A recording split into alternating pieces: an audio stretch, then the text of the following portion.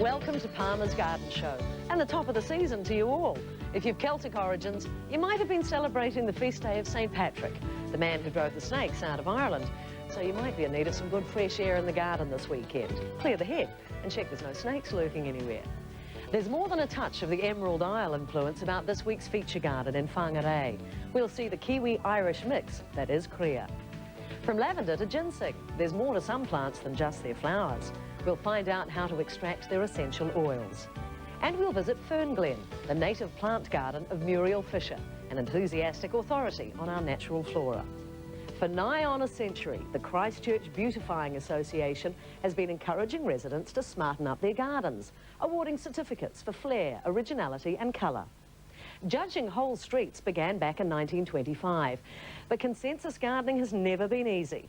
After all, it'd only take one rogue owner with a bad attitude and a garden that looked like a tip to rule out a whole street. There's a certain avenue that overcame all the obstacles to take top honours in this year's Premier Short Street Award. Oh, give me land, lots of land, and the starry skies above. Don't fence me in. Let me ride through the wide open country that I love. Don't fence me in. There are less than 60 houses in Stratheen Avenue in Avonhead, which makes it a short street. And it's a former title holder, winning back in 1985. So who are these tireless people who slave away to create these immaculate front gardens? Let's start here at number 1, the Hall residence, where Sylvia took that first step to victory. When it got dark one night, we put some notes around the letterbox letting people know that the Beautifying Association was having judging on such and such a day, and our street was one of the ones that would be in it. So I thought, well, we won't get anywhere if we don't know about it. So put the message through the word processor, put them around the letterboxes, and after that everyone was working away like beavers. It was amazing. Bit of fun. About the time we shifted here, I retired from work. And I've always been a gardener who just pulled weeds out and kept the garden tidy, but this time I thought I want colour around me. So that's what we've done. I enjoy the garden. Nothing nicer than getting out on a warm day and having the radio beside you, sun hat on, gardening gloves on, away you go. Love it. At the other end of the street, Walter and Lilla Hadley received one of Sylvia's flyers. They've lived on the avenue for 10 years.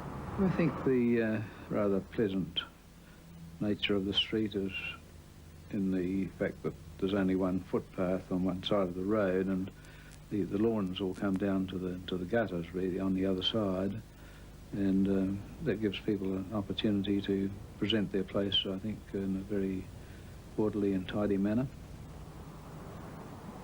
Well, my wife Lilla is really the head gardener. She's the one who selects the plants and suggests what we might have here and there. And I'm content to follow her instructions and become, as it were, the hired labour. Unpaid, I might add.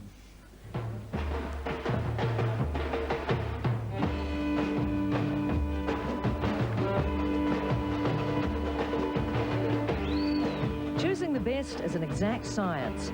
The streets are judged on overall neatness and tidiness, with points given for well-mown burns, sharp edges, and neat trimming around the trees and around the lampposts. Extra points can be earned for individual front gardens, so it's an advantage if there isn't a fence blocking the view.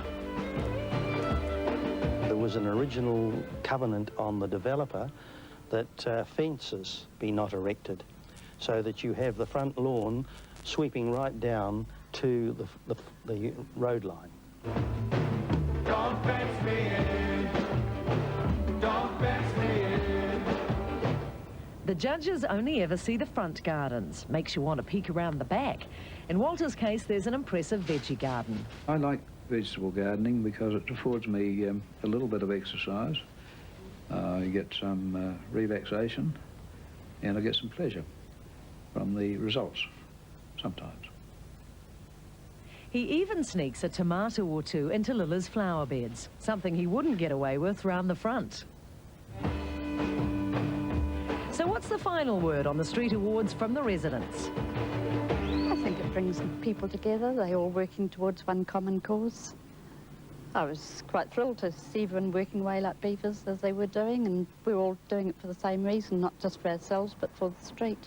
Everybody can contribute in a small way, just by being tidy and looking after their place and maybe putting on a bit of paint now and again, cutting the edges or whatever. But I think it's a great scheme. It is an incentive, there's no doubt about that, but the nice thing about it is there's no competition and there's no pressure.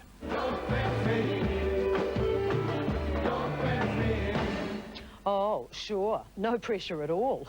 Well done, the residents of Stratheen Avenue, and to the Beautifying Society for encouraging people to take pride in their gardens and street.